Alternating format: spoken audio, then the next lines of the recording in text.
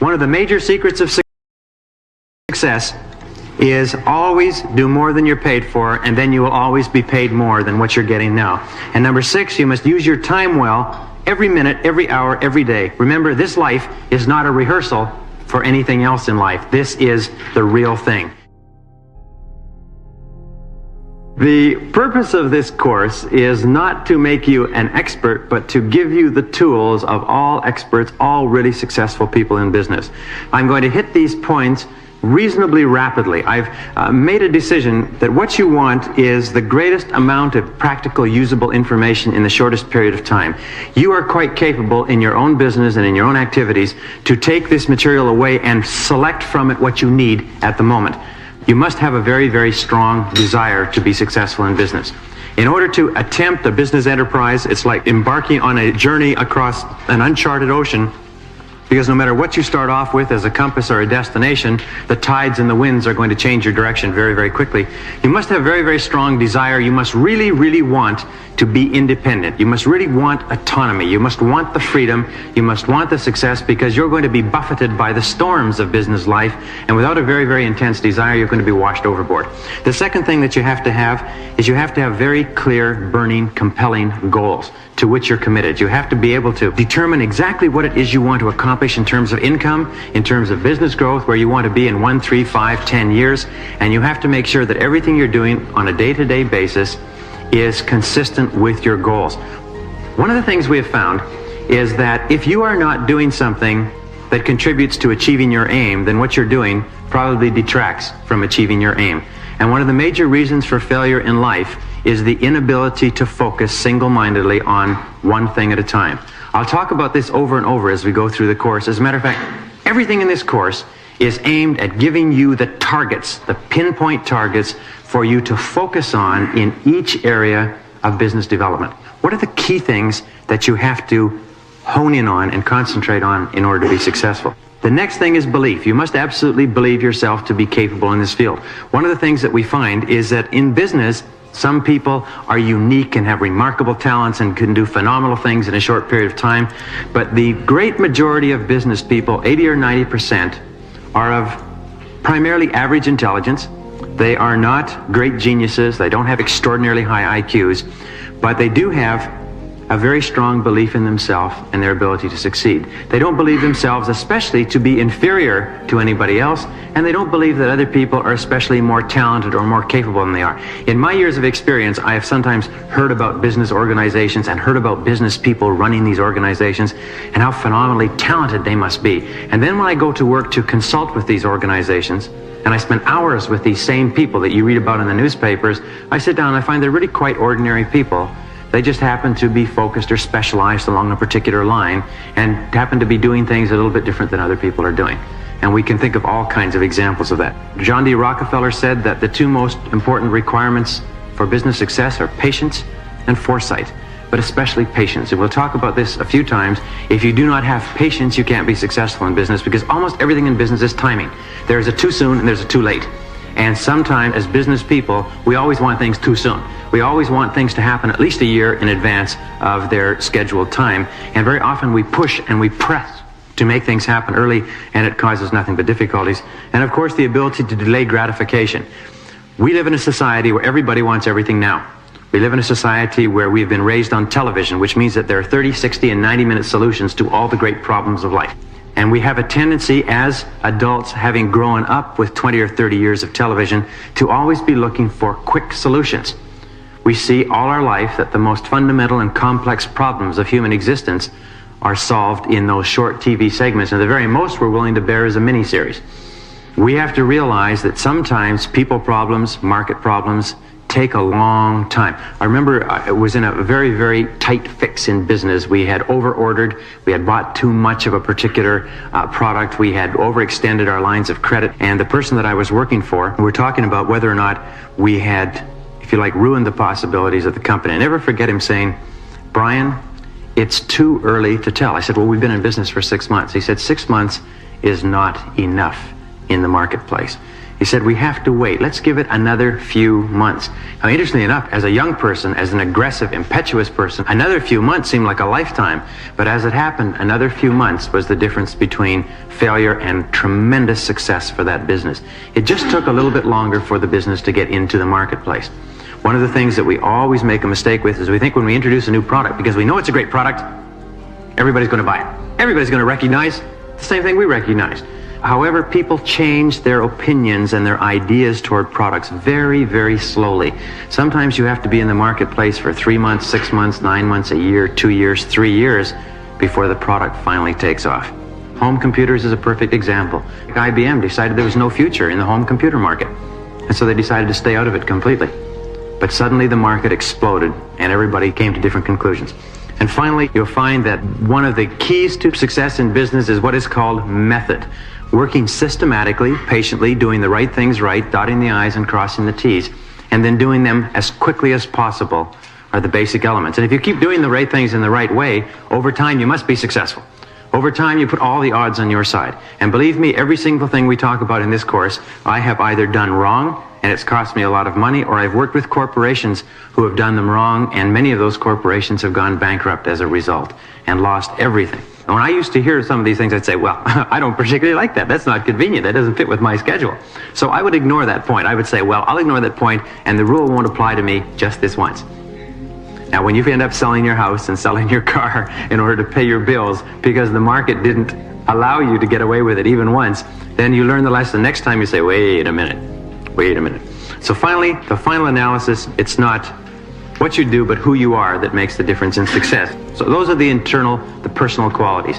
Intense desire, intense goals, intense belief in your ability to succeed, continuing drive, patience, and the ability to delay gratification. The opportunity era that we're in today, and this is one of the greatest eras of opportunity in the history of the world, is that we have entered into the age of the entrepreneur, as well as the age of the intrapreneur, if you like, which we'll talk about in a second.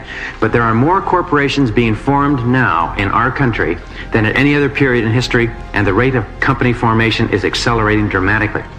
And this is only the registered corporations. The number of sole proprietorships and partnerships that are forming that don't even get registered in the corporate registries is absolutely astronomical. It's up something like 500% over the last 20 years.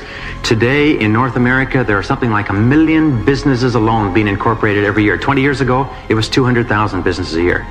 Now, of all those businesses, 80% will fail in the first 4 to 5 years. This is a part of a dynamic economy. One of the purposes of this course is to make sure that your business doesn't fail, and that if you're in business and your business is not as prosperous as you'd like it to be, that it become more prosperous rather than less prosperous. Of over 800,000 millionaires in North America, over 80% of them are self-made. Over 80% of those millionaires started off with nothing, penniless, with an idea, a product, or a service, and they built their business to the point where it is today.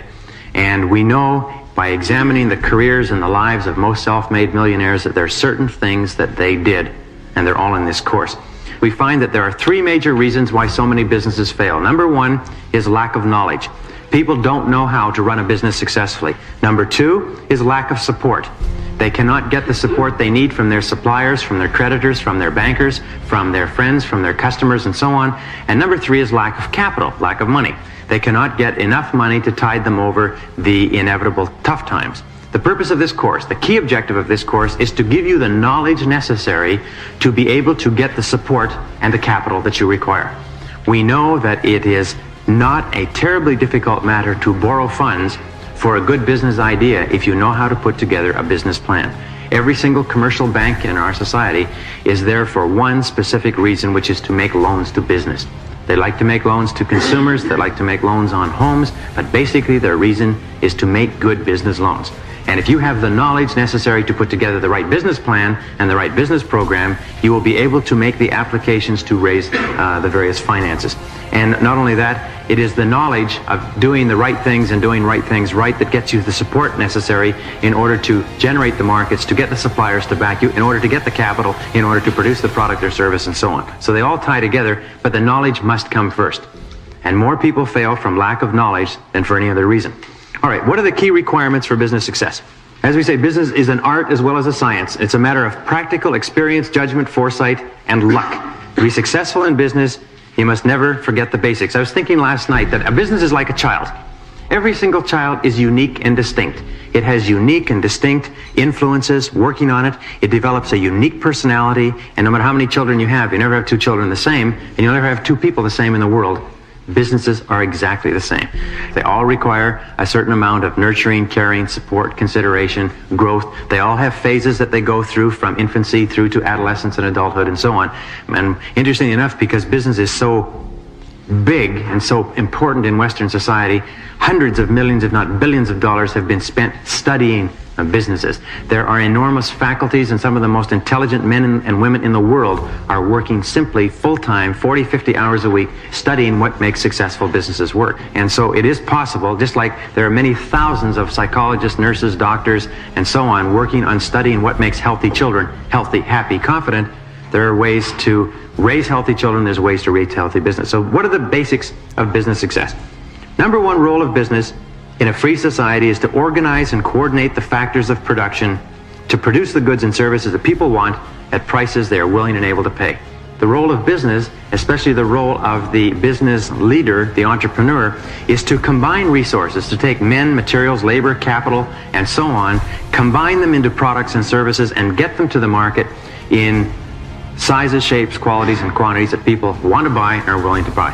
All businesses that are successful are doing that right. All businesses that are unsuccessful are doing it wrong. The second thing is that it is the wants, needs, and desires of the customers that determine all business activity. It is not what producers produce, but it is what customers want that determines business activity. In other words, if a company is producing what customers want and producing it in a cost-efficient and effective way, then it will grow and prosper. If a company is not growing and prospering, that's the first corollary, then it means it is not producing the goods and services that people want. In other words, it's always us. We are always personally, as business people, responsible for the success or lack of success of our enterprise. Either we're doing it right, and if we're doing it right, the marketplace will tell us. If we're doing it wrong, the marketplace will tell us. And it's always the people in the marketplace that know what's right and know what's best. As customers for the same services, we want the very most for the very least, and we are also ruthless, selfish, demanding, and disloyal. In other words, if anybody can offer it to us cheaper, better, faster, we'll buy it from them. We have people who will work for a company or work with a company, buy from a company for 20 years, and a new company will spring up on the block, and they'll transfer their business across the street to that company. I remember when I was doing some work in the financial industry, I found that if one financial institution raised its deposit rates by 1/8%, it would be like tilting a big tub of water. That money and deposits would start to flow to it from all other financial institutions.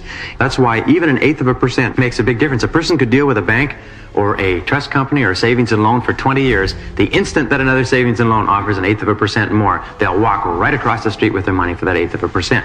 And this is just the way we are as human beings. We all want to be better off in the future than we are in the present. Therefore, every action we take is to improve our condition. Very important. And since we are always acting to improve our condition, we always want to improve our condition the very most possible. If somebody is buying from us, it's because they have come to the conclusion that all things being equal, what we are offering is at that moment and at that time better than what anybody else is offering.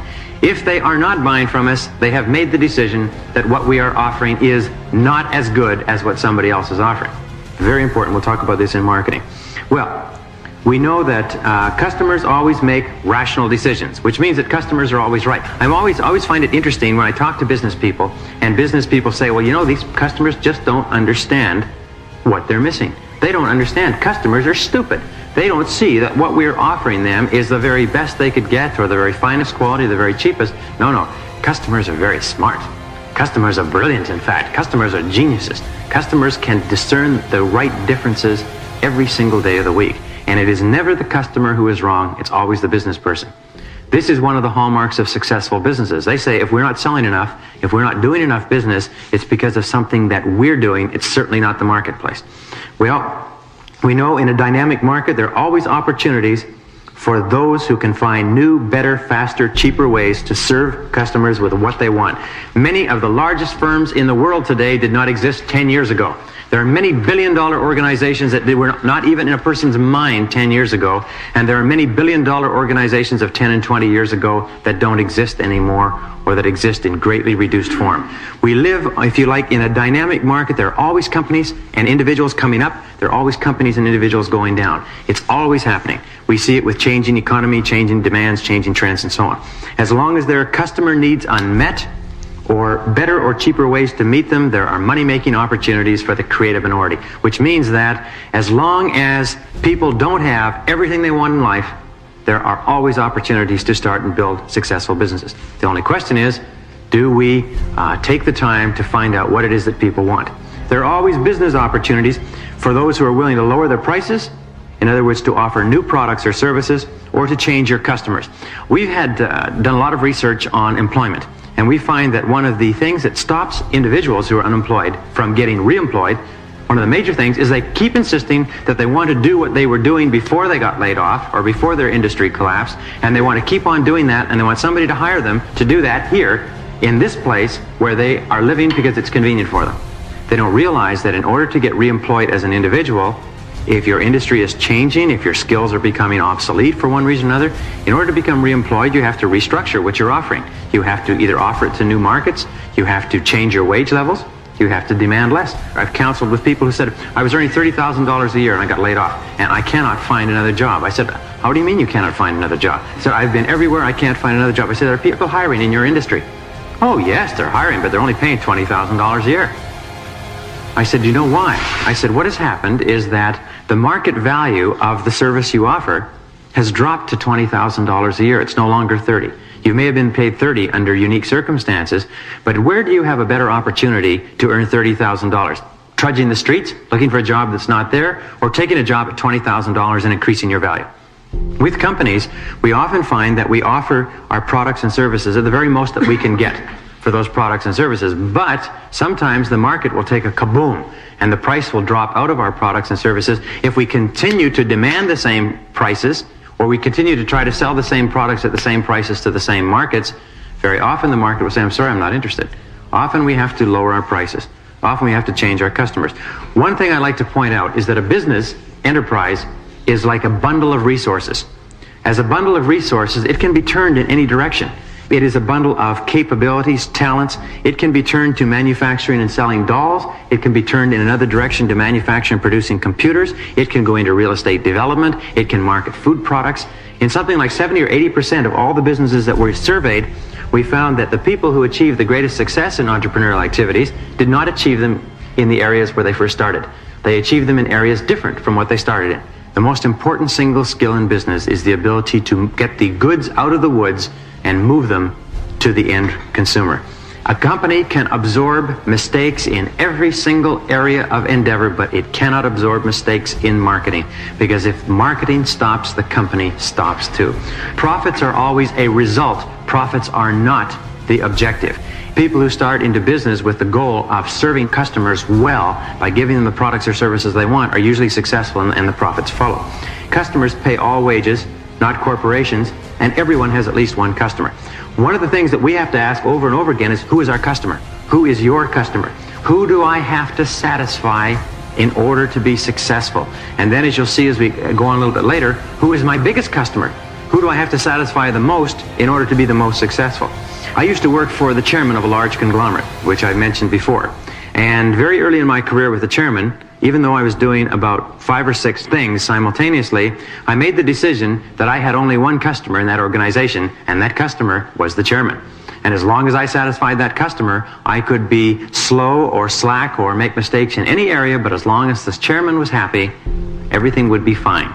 If I did brilliantly in every area, but I didn't satisfy the chairman, I was going to be in serious trouble. And I'd suggest that as a very, very good strategy. Your success will always be determined by what you do, the demand for your product or service, and the difficulty of replacing you. The most important thing is, how valuable is your service to other people? How valuable is it?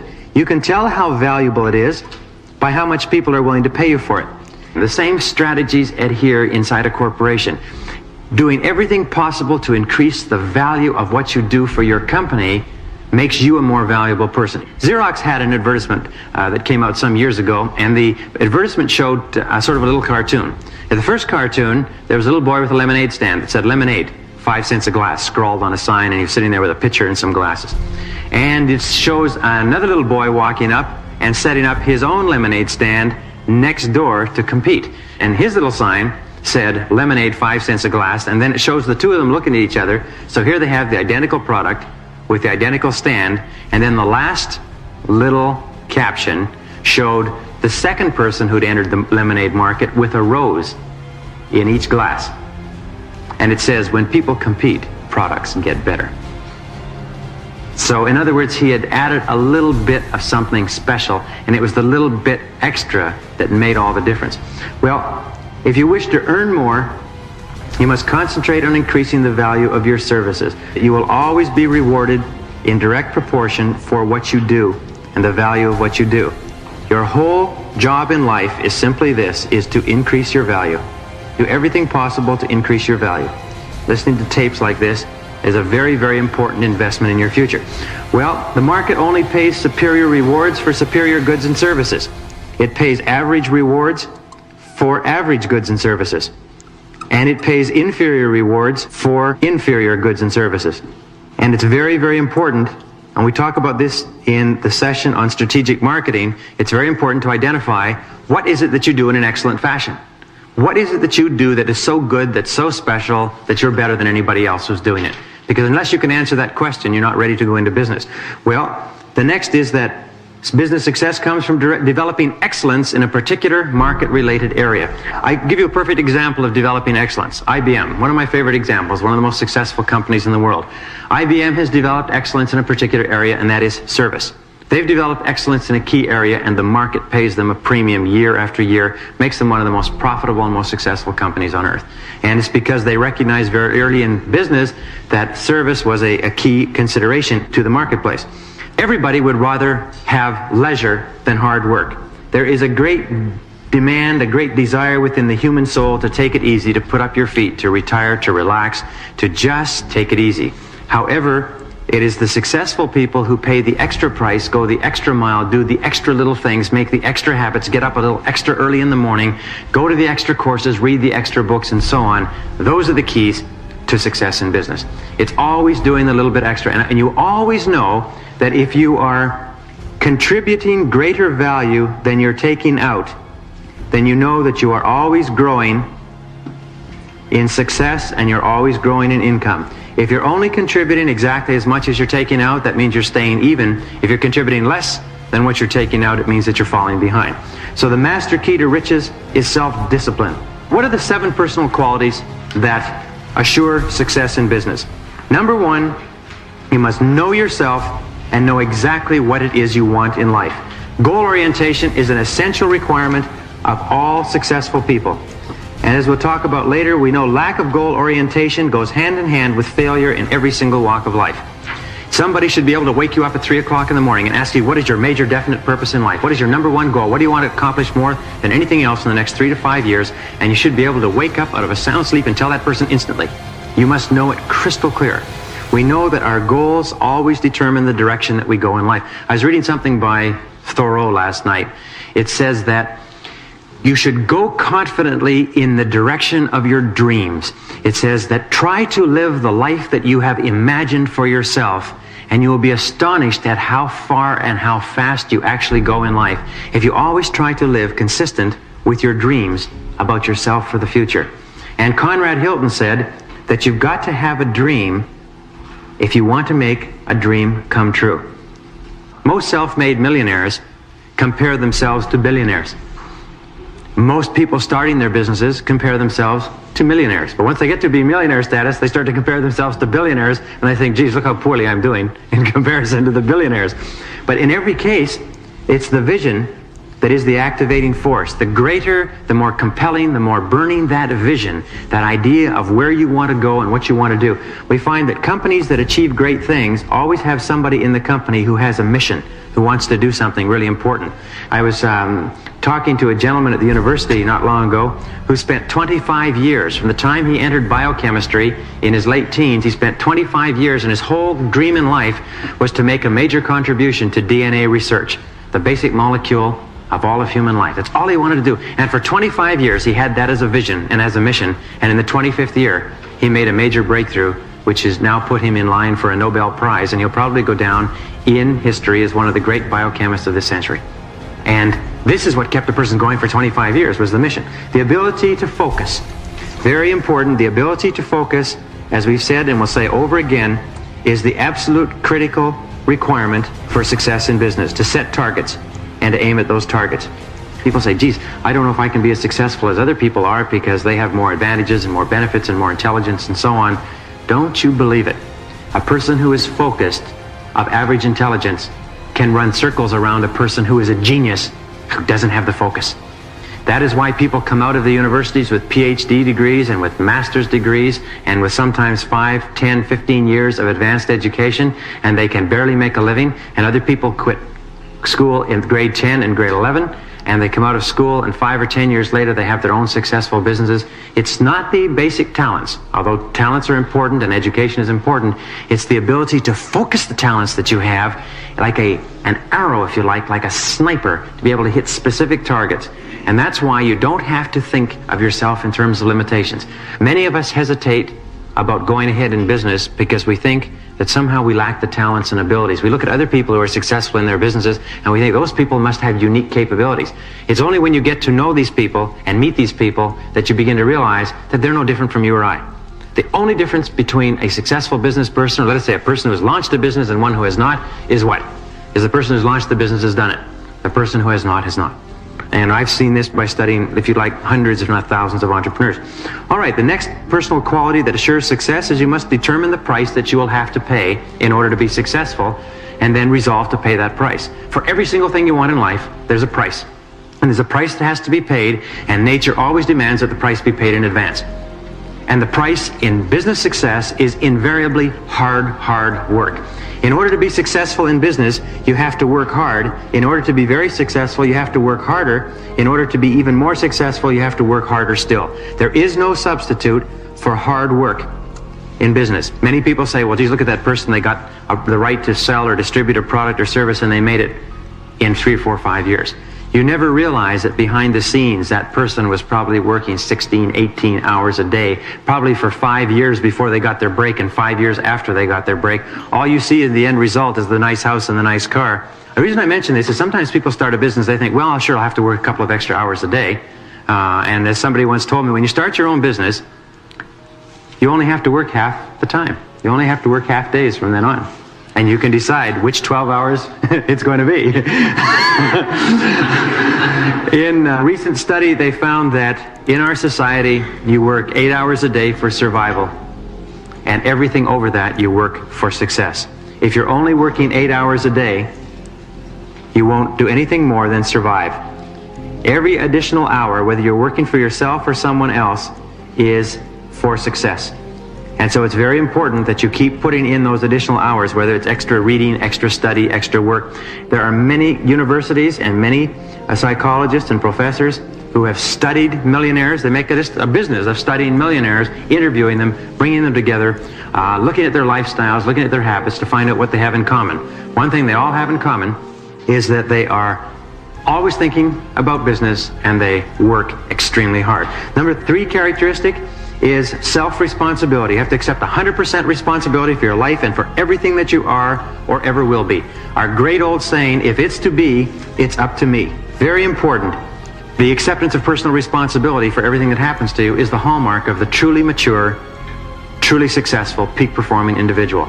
And the opposite of accepting full responsibility is making excuses.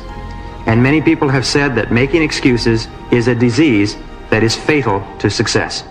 No matter what difficulty or handicap you may have, there is somebody else who has had far greater difficulties or handicaps than you who has gone on to be very successful. And there are probably thousands of people who have had difficulties and handicaps far greater than any you will ever imagine in life, and they've gone on to be successful in life. So remember, there's no excuses. That's the key to maturity, is that there's no excuses. You must make a total commitment to your success. Burn your bridges.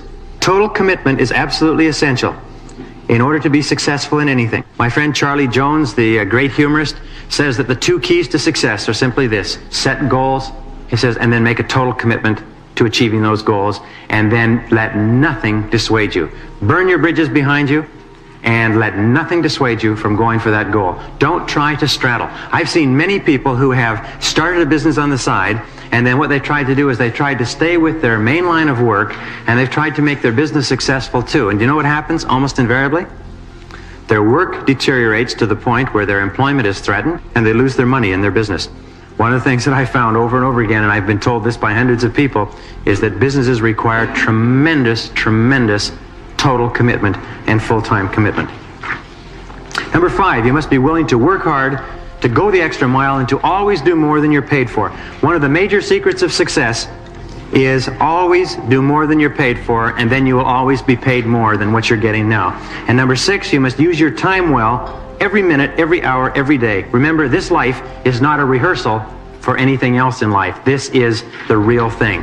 And all successful business people, all self-made millionaires, look upon their time as a resource, and they're very careful with it. They spend their time the way they would spend money. And finally, number 7, back your plans with determination and persistence, and resolve in advance that you'll never give up. Experiment and to develop new products and processes within the company, and if they come up with something, they can often become the head of the division to manufacture that particular product. 3M will actually create a business around people who come up with new products and services. Every single company today needs men and women who are talented and who will stay within the company with their talents and skills. But the same requirements that are necessary for entrepreneurship, innovation, daring, risk-taking, and so on, are also required for entrepreneurship. Many of the people that we have studied who have become extremely successful and become extremely wealthy in business are people who never started a business on their own. 7 common characteristics of 83 self-made millionaires in a 20-year study of 1,500 men and women. They followed them for something like 20 years to find out how well these men or women would do in life. Good question. And they found at the end of the 20 years, 83 of the 1,500 men and women had become millionaires. And they went back and they studied the millionaires, and they found these qualities and characteristics. They found out, number 1, is that none of them ever set out simply to make money or to become rich. Many of the others who did not become millionaires set out and they had one goal in life, and that was to make lots of money. And they did everything humanly possible in that 20 years to make lots of money, and not one succeeded.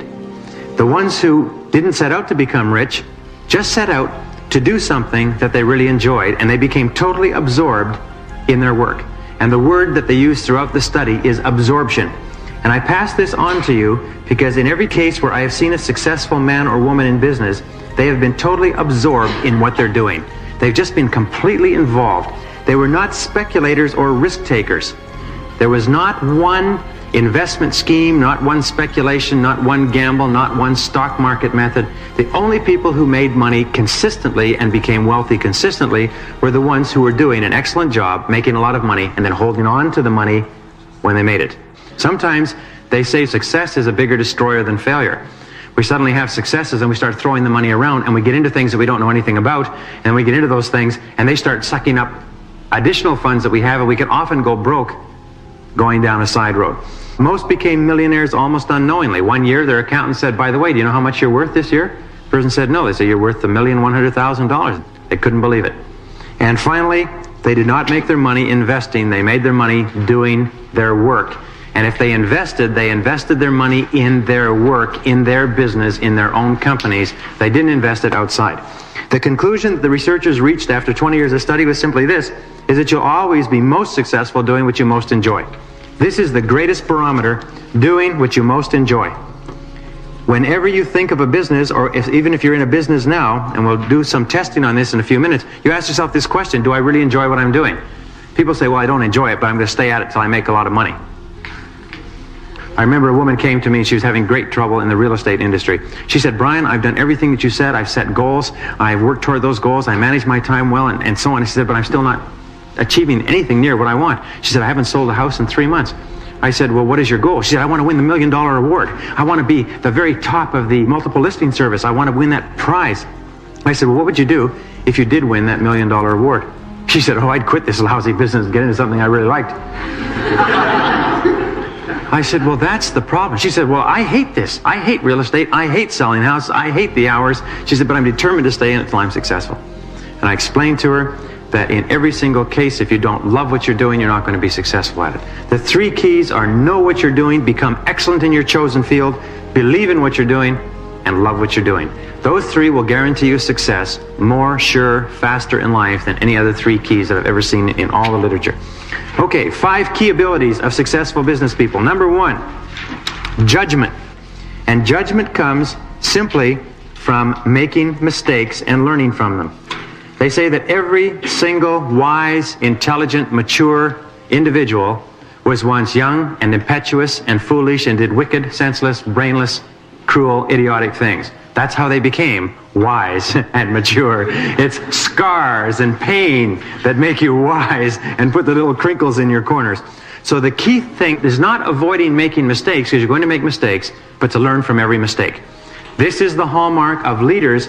They never use the word failure. They'll use the word mistake. They'll use setback. They'll use glitch. And they find that the people who move ahead the fastest are the ones who make the most mistakes the earliest and learn the most lessons from them. Now, there's something about nature in the business world that is very unrelenting, in that if you make a mistake in business and you don't learn from it, nature will enable you to make that mistake again. And if you don't learn from it the second time, nature will keep putting you through that hurdle or over that hoop and throwing you flat on your face until you learn the lesson and you say, okay, I got it. I finally learned it. I'm not going to do that anymore. And then you have judgment. Then you have wisdom. Then you go on to the next hurdle. Remember, the hurdles never stop. The most successful multimillionaires and billionaires that you read about in the newspapers and the magazines have fights, struggles, battles, setbacks, obstacles, defeats, disappointments every single day. The difference between winners and losers is that winners pick themselves up, learn what they can, salvage the very best they can from it, and carry on. And losers think that these mistakes, these setbacks, these heartaches are happening to them for the first time in history. Watch for the trends. Many successful business people say that trend analysis is the most important single skill of the business person, which means foresight, to think what's likely to happen in the future as a result of what is happening today. Leadership is the ability to inspire, to elicit extraordinary performance from ordinary people. Leadership is a key quality of successful business people. And remember, you can only inspire others to the degree to which you are yourself inspired. In other words, you must be really excited about what you're doing if you expect to inspire others to be excited about helping you do what it is. And all great businesses have inspiring leaders at the head of the businesses. Communications ability is absolutely critical for successful business people, which means 3 things. The ability to interact effectively one-on-one, the ability to make presentations, to stand up in front of groups, or to make presentations to lenders, or to make presentations to customers, and the ability to write effectively. Peter Drucker says the 3 key tools of the executive are the report, the presentation, and the meeting. And if you are poor at any one of those areas of communications, you owe it to yourself to become better. Finally, sales ability. The ability to influence, persuade, motivate people to act in a certain way. I am always astonished when people come to me and they say, I want to start a business, but I need to get somebody who can sell the product for me. I tell them, if you don't have somebody who can sell the product for you, don't put a penny into the business. There's a million products out there that are not moving because there's nobody to sell them. The ability to sell is one of the rarest qualities in all of business enterprise. And all the big successful companies in the world spend millions of dollars a year training their salespeople. So if you are not good at selling and you want to start a business or you want to build a business, you owe it to yourself to become good at it. You owe it to yourself to back off and take the time to practice, because all sales ability is learned. Some people say, well, I just don't have the gift of gab, or I'm not a good salesman. Nobody was a good typist when they started. Nobody could ride a bicycle when they started. Nobody could drive a car when they started. Nobody can run a computer when they started. Nobody could sell when they started either. They all learned. The key is this. is that if there are skills that are essential for success, your job is to learn those skills. Not to deny it, not to delay it, not to put it off, not to find excuses, but if you want to be successful, you have to do it. Okay, career advancement strategies. What we call the niche strategy is terribly important. It's based on an enormous amount of research I did at the university and that other people had done. And it is looking at your business environment and saying, what are the critical parts of your business environment? What are the areas that represent your areas of strength, but especially, what are your areas of weakness? In a business, you'll find that it's like a chain. A business always collapses, always breaks at its weakest link. The business always collapses at its weakest point. And in looking at the purpose of a business, we know that the purpose of a business is to create a customer, is to serve a customer efficiently and economically. Cash flow is the lifeblood of an enterprise.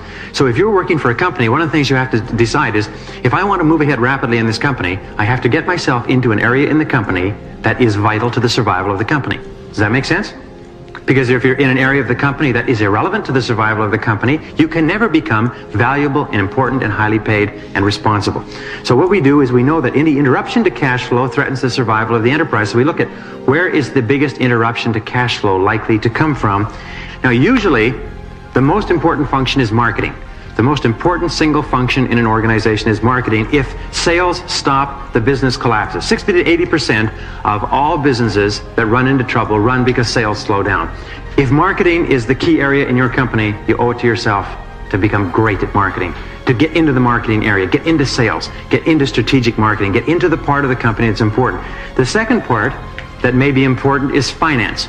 If the organization that you're with is dependent upon financial institutions, it has to borrow a lot of money, it has to raise capital in the stock market, if that's the key to its success and growth, then you owe it to yourself to get into that area, because the company's growth will be determined by how successful they are. And if you can be fundamentally important in that area, you can really dramatically increase your value in a short period of time.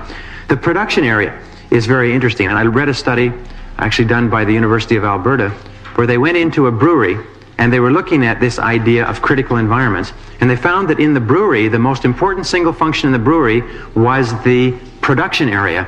That the brewery's customers were pretty largely fixed. The delivery system, the distribution system was pretty much established. Its market share was established.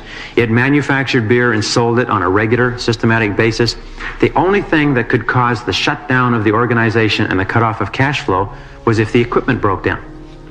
Now, the equipment was maintained by the maintenance engineers. That meant that the head maintenance engineer was the most important single person in the company. He was more important than the president.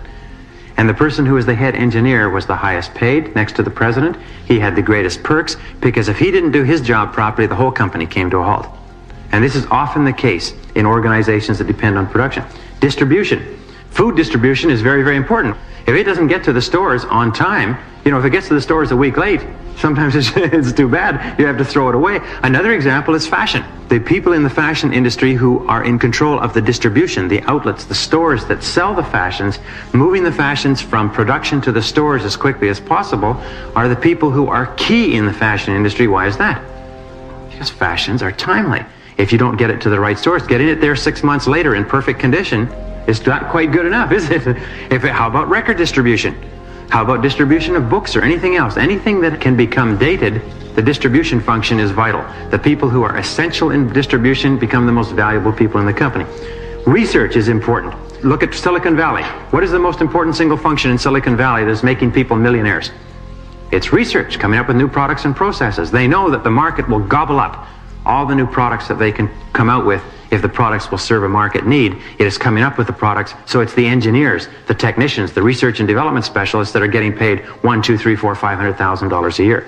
And of course, regulatory environment. If you have to work with government, look at Washington, D.C., jammed with lobbyists, jammed with representatives, senior representatives of major industries and industrial groups, because they require protection, they require tax benefits, they require relaxation of environmental controls, and so on.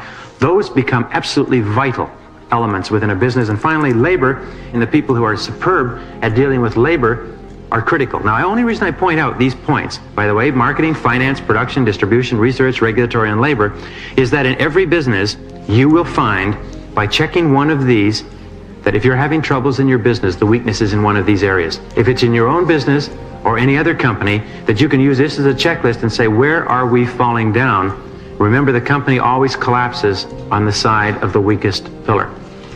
All right, knowledge is power. Specialized knowledge or skills in a vital area enhance promotability.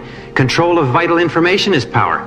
The more I learn that makes me important to that company, the better off I am. And I learned a very good lesson very early, is learn all you can, never tell all you know. If you tell all you know, then what happens is they don't need you anymore. Strive for excellence. Be the most knowledgeable person in your chosen area within the organization. Do it quietly, and pretty soon the rewards will start to flow to you. Okay, what are the reasons for business failure? In my estimation, there are 14 major reasons for business failure. Number one reason for business failure: lack of direction, the failure to establish specific goals and plans to achieve them. If you don't have specific goals, what you do is you become reactive. You are either acting on your environment or you are reacting. Most companies, in my estimation, 95%, are in a reactive mode, in that they're not acting at all. They're just simply reacting to what happens every single day because they don't have clear goals and plans to achieve them. Lack of a complete business plan is a major reason for failure. Do you know why that is? It's because the ability to put together a business plan is a major active business competence. The reason people don't put them together is primarily because they don't know how. The reason that they fail is because they don't know how. When they develop the competence to put together a business plan, they also develop other competences that go with it. Impatience is a major cause of business failure. Trying to do too much too soon. Trying to cover too much. Greed is a major cause of business failure. A very good friend of mine, very successful consultant, said, "Brian, the secret to success in business is to get rich slowly. Don't try to get rich all at once. Get rich a little bit at a time. Do it slowly. If you're going to get rich, waiting an extra year isn't going to hurt you." More people lose their shirts because they get involved in what you might call a get-rich-quick scheme, something that's going to make them rich in a hurry. And they're not going to have to do a lot of work. So they plunge, and the plunge sets them back sometimes 5 and 10 years in terms of their savings. Number 4, action without thinking, as Peter Drucker says, is the cause of every failure. Action without thinking, impetuousness, is the cause of every failure. And especially not listening to your intuition. Not listening to your gut feeling. One of the most important things that you have is intuition.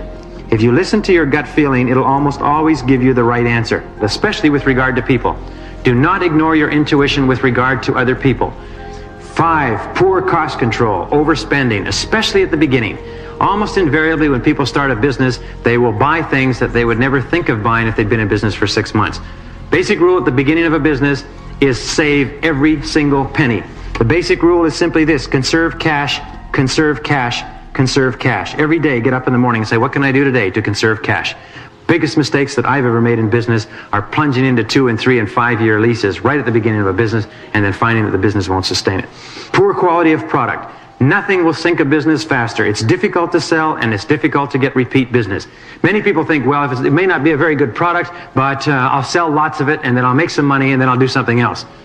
The fact is that the more you advertise a poor product, the less it works. The more you advertise a good product, the better it works. So don't ever handle a poor quality product. Don't ever justify trying to sell a poor quality product because it's going to come back to haunt you. Insufficient working capital, which means an expectation of immediate cash flow. The biggest mistake that people make is they think that they're going to have positive cash flow in 30 to 60 days. They talk to people and people reassure them, and they think it's going to be all right.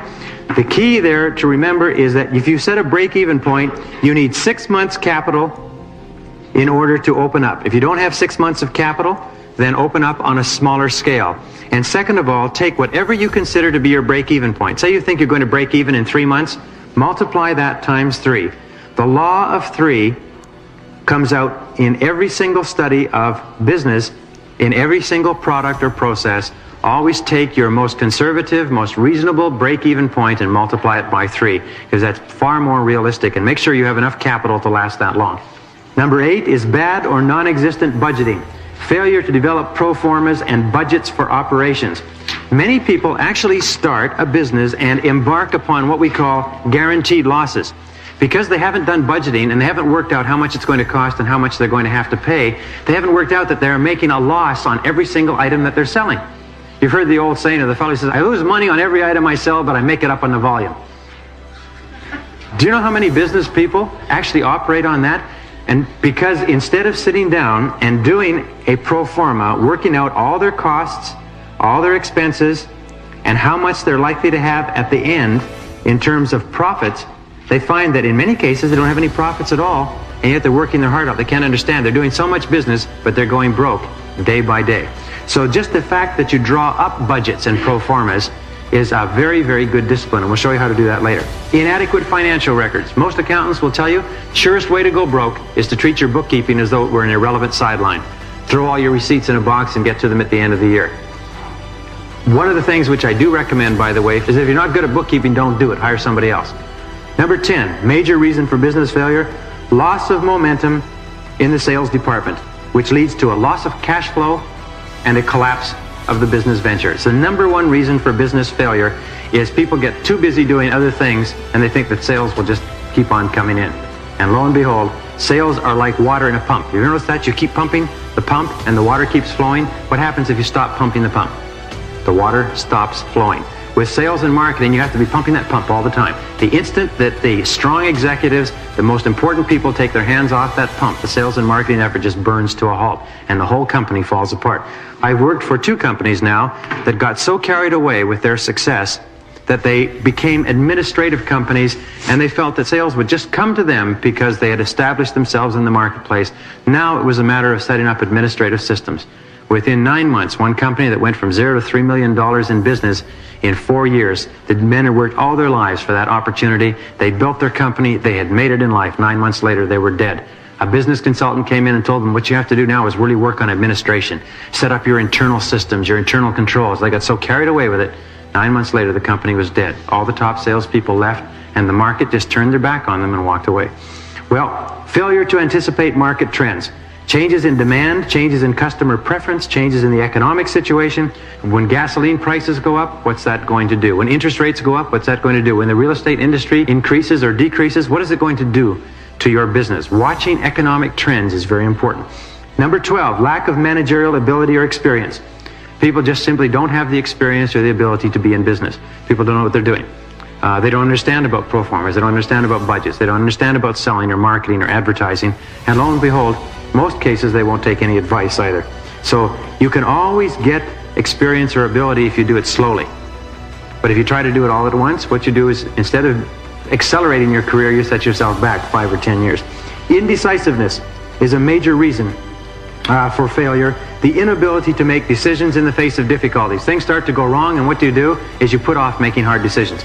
Another thing is inability to make decisions, delaying decisions because of fear of hurting people's feelings. Keeping on incompetent people, staying in business relationships that aren't working for fear of hurting somebody's feelings is one of the major causes for failure in small and medium-sized businesses.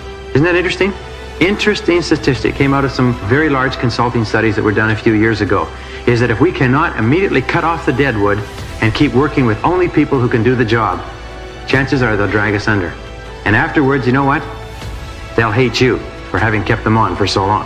Bad human relations with staff, suppliers, creditors. 95% of all business failures come from an inability to get along with other people. Number 14, which underlies everything, is diffusion of effort, lack of priorities, going off on tangents, and the inability to concentrate on doing the right things and doing things one at a time. Now, what are the reasons for business success? Well, there's 10 reasons for business success, many of which are the converse of the reasons for business failure. Number 1 is the product or service is well suited to the needs and requirements of the current market. Very important. Number 2 is there is a complete business plan developed before commencing business operations. The development of a business plan, although it is laborious, is a sign of managerial competence. It tells you and it tells the world that you're qualified to start a business. The inability or unwillingness to develop a plan tells the world that you are not competent. Number 3, a complete market analysis is followed by a development of an advertising, promotion, and sales program. In other words, you sit down and you determine who is your competitor, who is your market, where do you sell, who buys, why they buy, what benefits they buy, what you do better, where you're going to sell to, and so on, which we'll talk about in a subsequent session. And then you design your sales programs and work it out. Let me give you an example. I sat down with a person who was going to open a store in a shopping center. And we went through the financial analysis. I was trying to lease them the space, as a matter of fact. I went through the financial analysis, and it turned out that that person would have to have something like 38 customers a day, spending an average of $25 per person in order to survive selling the products that they were selling. And their average sale was $12 per person, and it was a small rural shopping center, and they would never be able to survive. I just worked them through it. Based on what you have to sell in order to survive, you're not going to be able to do it in this location. And he said, no. He said, you don't understand. And he opened the store anyway, and he lost 5 years of savings. He went broke 6 months later. So the financial analysis and the marketing analysis is important. Tight financial controls, good budgeting, accurate bookkeeping, and accounting. The basic rule to remember in running a business, and I've worked with some of the most successful business people in the world, is frugality, frugality, frugality. Cheap, cheap, cheap. Pinch every penny until it screams. Be very, very careful. As we said before, conserve cash. Go cheap every single penny that you possibly can. Buy used equipment, used furniture, used carpeting, rent used space, and so on. Be very, very careful about expenses. A high degree of competence, capability, and integrity on the part of the key staff. Very important. Hire only the people you need, and hire people who can do what you need them to do. Don't try to train people on the job, especially in a small and medium-sized business. Good internal efficiency, good time management, clear job descriptions, clear and measurable output responsibilities. In other words, everybody knows what they're supposed to do, knows the most important things they're supposed to get done, and manages their time well in order to do it. Number 7 is determination, persistence, and patience on the part of the business owners, the business principals. Number 8 is good communications amongst the staff, an open door policy.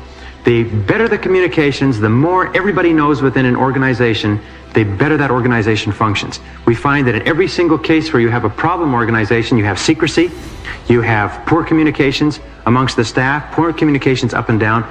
People are playing it cool. In your big companies like IBM and Hewlett-Packard, everybody's on a first-name basis. Everybody can have any information they need in order to do their job well. Number 9, strong momentum in the sales department and an emphasis on marketing. Everybody thinks marketing all the time, which leads us to number 10, a concern for the customer at all times is a top priority.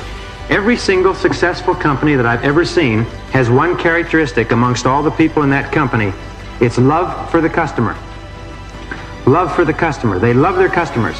They are very concerned. If a customer has a problem or a complaint or a difficulty, they're very, very concerned about it. And you'll find that right from the switchboard all the way through, when you call a good company, they treat you like you're really, really important. I used to work for a large department store chain that subsequently had a lot of financial problems. The clerks would be so busy doing their busy work behind the counters that when a customer actually came along, they'd be irritated. They look up as though you were actually interrupting them. They had lost all sight of the fact that all of the arrangement of the counters and the merchandise and everything else was for when the customer came in. And what happens is they treat customers indifferently. They say, oh, geez, well, I can't do that now. I'm going on coffee. Or could you hurry up? It's almost my lunch break. I was doing some consulting with a firm just last week where the manager was appalled. Somebody came in to buy $800 worth of merchandise at 4:45 that had to be installed. And it took about 20 minutes to install it. And the person says, I'm sorry, we can't take the business. You'll have to come back tomorrow because we shut down at 5 o'clock. And it'd take 20 minutes to install it. They turned an $800 customer away. He said, we never knew whether that customer ever came back or not. But it was certainly disconcerting to find that there are people doing that. We spend a fortune advertising to get them to come in. And they come in and they want to buy, and we tell them to go away because it's just not convenient right now. Do you know what the person had to do? They had to go drinking at 5 o'clock with their buddies, and they didn't want to be late. So be very careful about that. Those are the reasons for business success. Now what we're going to do is a very brief exercise. I'm going to ask you to answer some questions. And these questions are very important. They're important for now, they're important for tomorrow, they're important for the future, and they enable you to focus on the very most important things that you could or should be doing within your business. And I'm going to give you 1 minute to answer each of these questions, and I want you to write them as fast as you can. Write the first things that come to your mind. Don't think about it. The first, number 1 question is list 5 jobs or full-time activities, paid or unpaid, that you have done in your life. List the first 5 that come to mind. List 5 jobs or full-time activities. Anything that you've done, whether it's been paid, charitable, whether it's been in school, whether it's been with a social organization politically. Write the first 5 full-time activities that you have engaged in since you left high school. However many you have, now go quickly to question number 2 and write down the one thing that you enjoyed most about each job or full-time activity. In the order that you wrote the jobs, write down what you enjoyed the most. What part of the work did you enjoy? What part gave you the greatest amount of satisfaction in that work? When you look back on it, what makes your heart glow, if you like, or makes you happy when you remember that particular activity? All right, go to question number 3. Again, thinking back over the jobs, what did you do best in each job or activity? What were you best at? What part of the job or activity did you do the best? Were you the most capable at? If you were doing 5 or 10 different things, what part of it did you excel at? What part of it were you the very best at? Your performance, your skills, your capability were the very finest in that particular area of the job. Now, go to question number 4.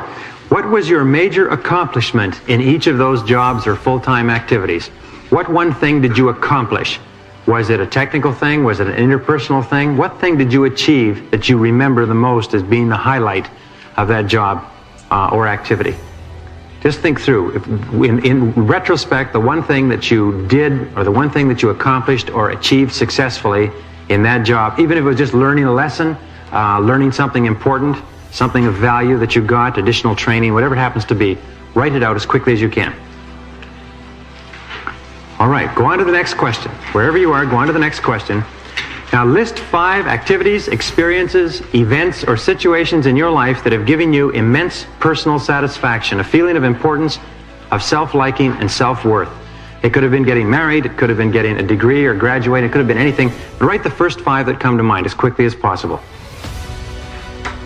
All right, question number 6. If you could have any job or be in any business, what do you think you would enjoy the most? Imagine a billionaire who controlled a variety of organizations came up to you and said you could have any job you wanted or be in any business in the world. Which one would you choose? What job would you want? Would you want to work for someone else, or would you want to work for yourself? If you wanted to work for yourself, what business would you want to be in? What sort of position would you like to have in that business? Write the very first thing that comes to mind.